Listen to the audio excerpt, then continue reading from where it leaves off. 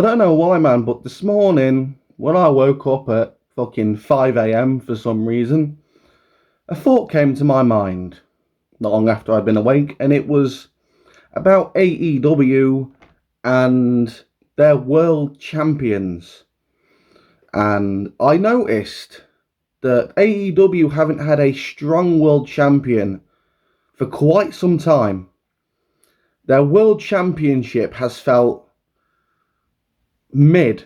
Their world championship doesn't feel important. It doesn't feel prestigious, considering some of the names that have held it, right? And I've noticed this for a while, that there feels like there's no prestige in that championship. I feel like there's more prestige in the TNT championship, and that championship was buried a long time ago. So what I've done is I have compiled every AEW World Champion and how long they held their championship for. Not only do I have every AEW World Champion on here, but every individual reign.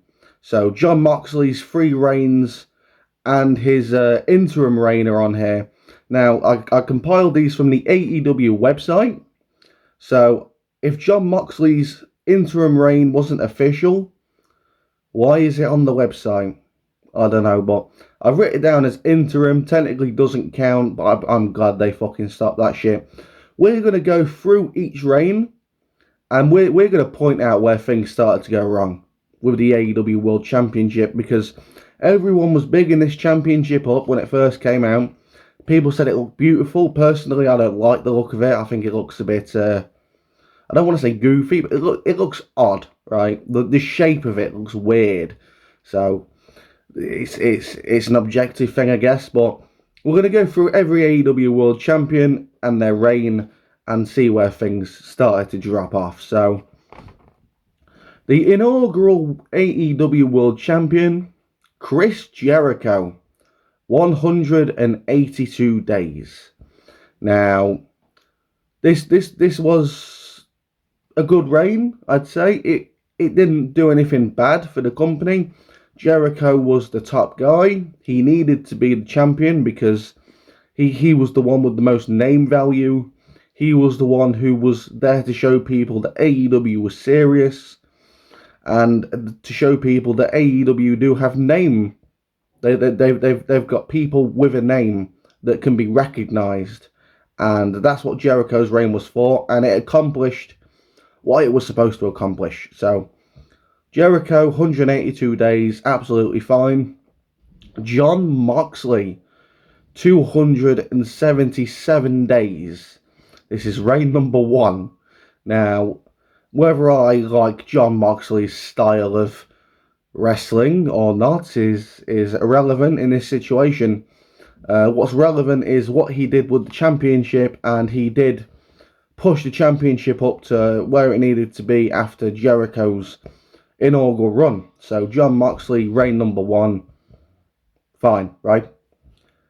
Kenny Omega, 346 days. Now, Kenny Omega being the AEW World Champion didn't harm AEW really, but the segments I saw with Kenny were pretty goofy, right? Now you had Kenny coming out with his AEW Championship, his Impact World Championship, and I'm pretty sure he had the AAA World Championship as well. This is where things started to get a bit messy, right? Because if you're a casual viewer, you oh, wrestling, I've not watched wrestling in years. What's this AEW? I hope it's not as fake as that WWF I used to watch. There's a lot of people out there like that. I'm not shitting you either. There are a lot of people out there like that. And they see Kenny Omega, and he's wearing 3 different belts. And the commentary aren't really giving a good explanation as to why he's carrying 3 belts or what these 3 belts are. So that did harm AEW a considerable bit, I'd say. But as a champion, he did his job. Really, he did do his job, whether I like him or not, whether he was carrying multiple belts or not. The multiple belts thing didn't help The goofy segments didn't help. And this is where things started to drop off now, because Hangman Adam Page, 197 days, and yeah, this is where we start to get a little bit messy, because let's face facts, Hangman Adam Page isn't world champion material, in my opinion, and I think it started to show because Tony was quick to get it off him onto Punk, and Punk was supposed to be that flag bearer with the championship who was going to take the company to the next level. And Hangman Page, I know that they built up to his eventual championship run with Kenny. They did the whole friends thing. Oh my God, you're my friend. Oh my God, now I'm his friend. Oh my God, Dark Order, right? And all that shit. And people, especially me, couldn't take this guy that serious. To be fair, he looked too. I don't know how to describe Hangman Page, man. He seems like a mid carder, and this is going to be a reoccurring thing with the seems like a mid carder, right? CM Punk, 87 days. Now we all know what happened with this. Punk got injured. He injured his foot. Had to vacate the championship. 87 days. Does that include the Jon Moxley interim run? Because I don't recall Punk holding that championship the first time for 87 days. That seems a bit off to me, but that's what it says on the official website. So this was supposed to be the run where CM Punk was supposed to take AEW to the next level. Obviously that didn't happen because CM Punk got injured. And then we go to the interim championship. Jon Moxley, 59 days interim. And this is where things start to get messy, man. The whole interim thing. He's carrying the championship, but it's not official, right? It's not official. And I think this is where a lot of people says, yeah, this is too messy. I'm going to tune out. Because this is around the time when they stopped getting a mill and started getting the 850, 900k and under, right? So this is where AEW and Tony Khan really fucked up by giving Jon Moxley an interim run that wasn't official, but he could defend it so other people could be interim champion but not official champion or something. I don't know, man. But then we move on to Moxley again for the official run he had. The second official run, 11 days. Rocky free. 11 days. Cool. He did that squash match. Squashed Punk for no reason. And then CM Punk wins the World Championship back. 3 days. CM Punk reign number 2, 3 days. And then we had, yeah, we all know what happened. Brawl out, all the drama, and then boom.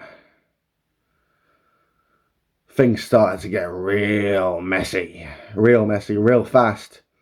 CM Punk gets suspended. Jon Moxley wins it again, officially for the third time. 59 days. Seems to like the number 59 because it's the same as his interim. His interim run was 59 days. This official run was 59 days. And he really didn't do much in this one.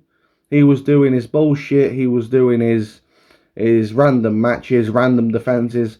He was defending against people like Bandido and shit like that. And we had no idea who these people were. And I'm pretty sure they weren't even signed to contracts at that time. I remember him defending against Bandido and Juice Robinson. And I'm pretty sure neither of these people were signed at that time. And it was random. It didn't make much sense. But it was there to be something until MJF was ready to take the ball. And now we go to MJF. Let me read that right because my handwriting is terrible. 406 days. MJF was world champion for 406 days, and after a couple of months, we could see this wasn't working because it was affected. We could see in the ratings. Now, MJF's segments were the highest point of the show for most times, but everything around him was crumbling. Everything around MJF as the world champion was disintegrating, and MJF as the champion simply could not carry the company to where it needed to be with all the things going on around him. And then they turn him babyface and they completely destroy the MJF character. MJF goes from making money, wrestling less, to I love wrestling, I'm crying, and he does all the crying shit, right? Completely changes his character. Completely. He says, I'm your scumbag, but there's nothing scummy about him. He's full-fledged babyface. John Cena type babyface, and it did not work. I don't know whose idea it was, but it was a failure. The babyface run. MJF is not a babyface. And if he is one, he still needs his heel traits. They removed all of his heel traits, everything about MJF that made him must see, and they neutered him.